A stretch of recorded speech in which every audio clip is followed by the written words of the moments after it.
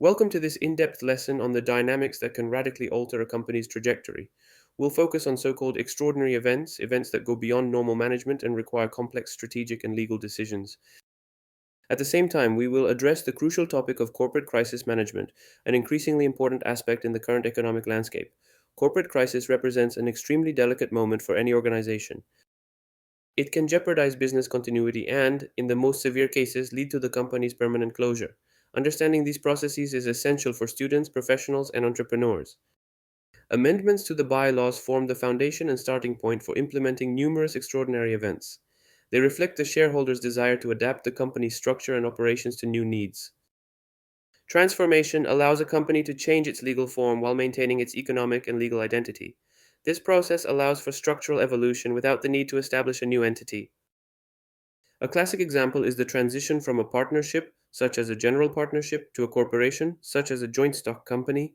This choice is often dictated by the need for greater capitalization or limited liability. The primary goal of transformation is to adapt to new market, strategic, or financial needs. It allows the company to acquire a structure more suited to its development or risk management.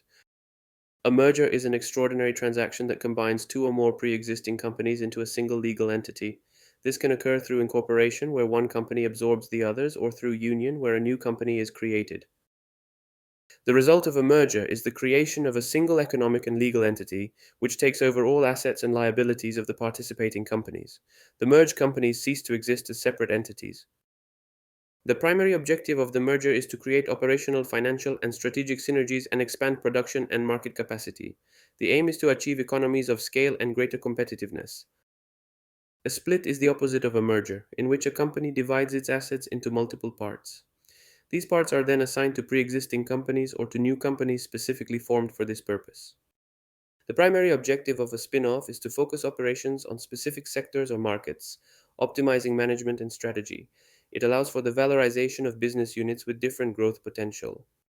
Another goal is to separate business units that no longer have synergistic effects or that present different risk profiles. This can improve transparency and attractiveness to potential investors. All these extraordinary transactions require complex and rigorous procedures governed by the civil code and special laws. Their implementation involves significant formal and substantive requirements. Shareholder approval is always required, often with qualified majorities, given the importance of the decisions.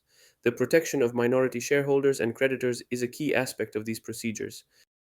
The overall objective of these transactions is to optimize the corporate structure in accordance with strategic objectives. The aim is to maximize shareholder value and operational efficiency. Ultimately, these changes aim to effectively respond to market challenges and opportunities. They are dynamic tools for business growth, reorganization, or rationalization. Dissolution and subsequent liquidation represent the final phase of a company's life cycle. These processes mark the cessation of business and the definitive closure of the legal entity. Dissolution is the formal decision or event that ends the company's operations. It is the necessary prerequisite for initiating the liquidation process. There are many possible causes for dissolution listed by law. They may include the achievement of the company's purpose, the inability to achieve it, or a unanimous decision by the members. Other causes may include the expiration of the company's duration, the subsequent impossibility of the assembly's functioning, or the reduction of capital below the legal minimum. Liquidation is the phase following dissolution, during which the company's assets are converted into cash.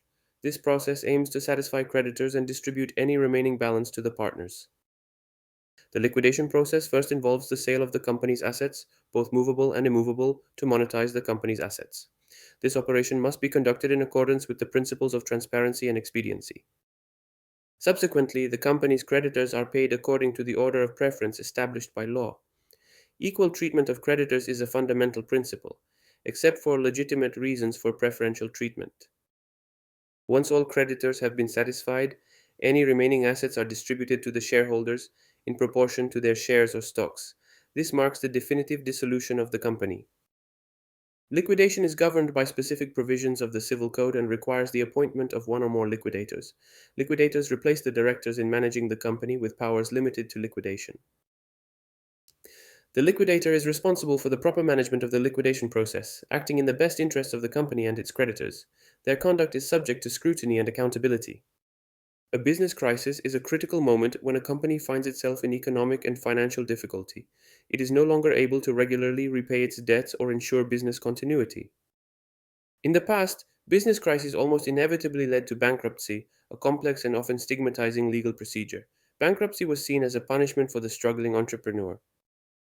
Today, legislation has introduced more flexible and modern tools for crisis management with the aim of preserving business activity. Restructuring is prioritized over compulsory liquidation. Examples of these tools include debt restructuring agreements, which allow for negotiations with creditors, or preventive composition agreements, which offer a court supervised recovery plan. These tools aim to give ailing businesses a second chance, safeguarding jobs and economic value. The reform has shifted the focus from sanctions to prevention and recovery. Judicial liquidation, which replaced the term bankruptcy with the 2019 reform, represents the last resort for companies in crisis. It is activated when alternative restructuring solutions cannot be found. It is a bankruptcy proceeding administered by the court, which intervenes to protect the interests of all creditors. Its purpose is the liquidation of the insolvent entrepreneur's assets. It provides for the appointment of a bankruptcy trustee, a professional responsible for managing the debtor's assets. The trustee acts under the supervision of the appointed judge. The procedure includes verifying creditors' claims, selling the debtor's assets, and distributing the proceeds among creditors. All of this occurs according to the rules established by law. The primary objective of liquidation is to satisfy creditors in the fairest and most proportionate manner possible. The aim is to maximize recovery for all parties involved. Often, liquidation by judicial means results in the permanent loss of the company and the cessation of business activity. This is a drastic outcome that we try to avoid with preventative measures. For this reason, preventative and timely management of business crises is crucial. Recognizing the signs of difficulty and acting promptly can prevent an escalation to more drastic procedures. Preventive management aims to protect the interests of all stakeholders: shareholders, employees, suppliers, and creditors. A proactive approach is key to corporate sustainability and resilience.